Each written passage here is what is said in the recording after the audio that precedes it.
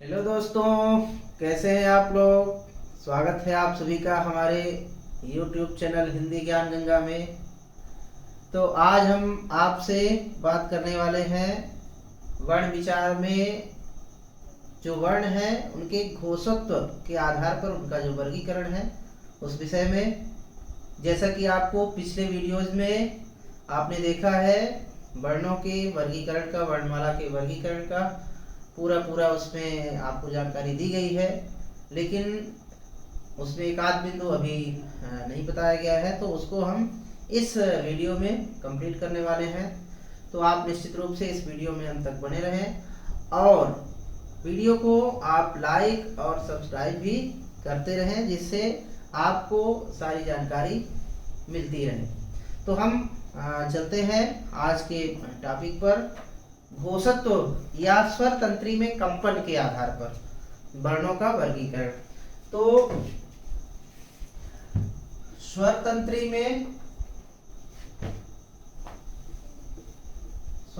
में कंपन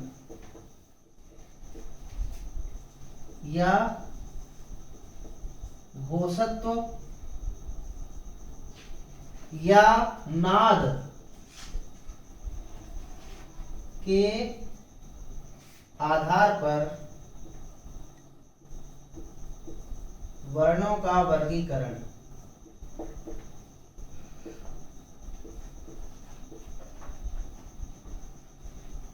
इस आधार पर वर्णों के दो भेद किए जाते हैं। एक होता है, कितने भेद? दो भेद किए जाते हैं। एक होता है घोष या सघोष वर्ण। पहला है घोष, घोषत्व के आधार पर। इसका मतलब है जो ऐसे वर्ण जिनके उच्चारण में स्वर तंत्री में कंपन होता है या नाद उत्पन्न होता है, उन्हें सघोष वर्ण कहते हैं। इनमें जो वर्ण आते हैं, इसमें हम आपको बता देते हैं शॉर्ट में। नाद उत्पन्न होना,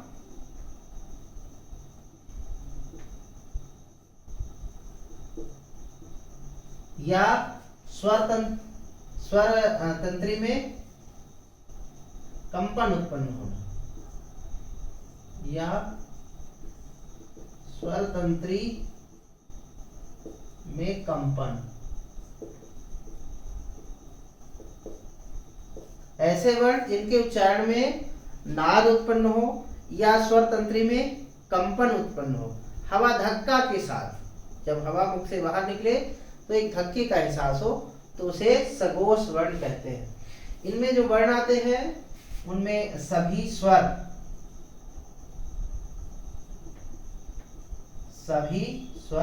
जिनमें 11 स्वर हैं। कौन कौन से हैं? आ, बड़ा आ, छोटी ई, बड़ी ई, छोटा ऊ, बड़ा ऊ, री, ए, ऐ, ओ और औ। ये सभी स्वर 1 2 3 4 5 6 7 8 9 10 सभी स्वर आते हैं। विसर्ग आता है इसमें। विसर्ग, इसकी संज्ञा 1 है। फिर वर्णों का वर्गीय व्यंजन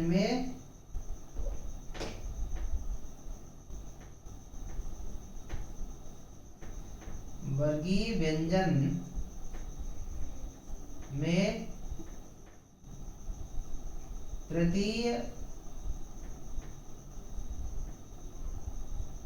चतुर्थ एवं पंचम वर्ण, ये कुल है 15। कौन कौन से? का वर्ग में कौन कौन से हैं? गा, घा और अंगा। चा वर्ग में जा,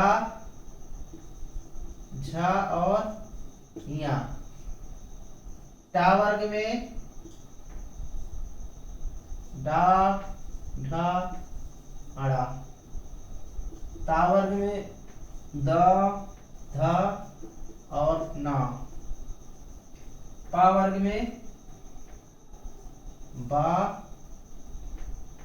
भा और मा।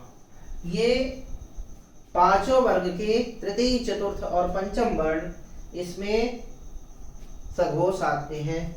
इनकी कुल संख्या 15 है। इसके बाद जो अंतस्थ हैं, अंतः अस्थ व्यंजन, जिनमें 4 व्यंजन हैं। इनमें कौन कौन से हैं? या, रा, ला और वा। ये चारों वर्ण सघोष होते हैं। इसके बाद इसमें एक और है ऊष्म का, ऊष्म व्यंजन का हा। ये भी सघोष होता है। इस तरह से ये कुल मिलाकर के हो गए 11 स्वर प्लस 1 विसर्ग प्लस 15 व्यंजन वर्गीय प्लस 4 अंतस्थ व्यंजन और प्लस 1 जो है हा ऊष्म व्यंजन। 11 1 12, 12 और 15 27 और 4 31, 32 वर्ण इसमें सघोष हैं। इसके बाद जो अघोष वर्ण है, अघोष वर्णों में, अघोष वर्णों में इसका जो बचे हुए वर्ण हैं वो सब अघोष वर्ण में आते हैं। इनमें दूसरा है अघोष वर्ण, जिनके उच्चारण में स्वर तंत्री में कंपन नहीं होता है, हवा बिना धक्का के बाहर आ जाती है और नाद उत्पन्न नहीं होता है।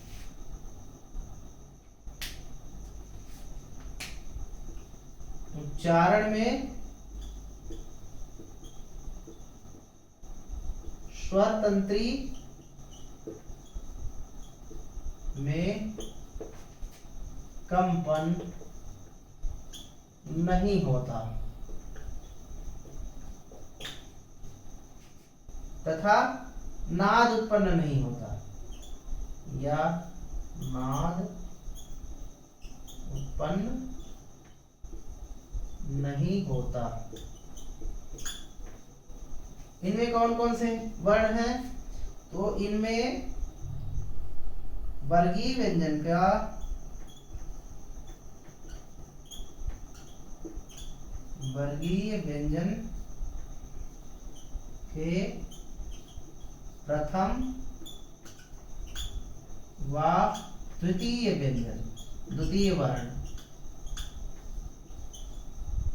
तो इनमें कौन कौन से आएंगे? इनमें आएगा जैसे का और खा, फिर चा और छा, ता और था, टा छूट गया यहाँ पे, टा और ठा, पा और फा। इस तरह से ये 10 वर्ण यहाँ पे इसके आएंगे वर्गीय व्यंजन के, और एक अनुस्वार आएगा यहाँ पे,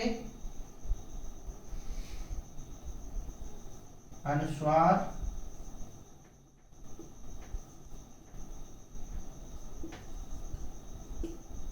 ये, और तीनों सा आएंगे, ऊष्म के तीनों सा। इसमें तीनों सा में सा,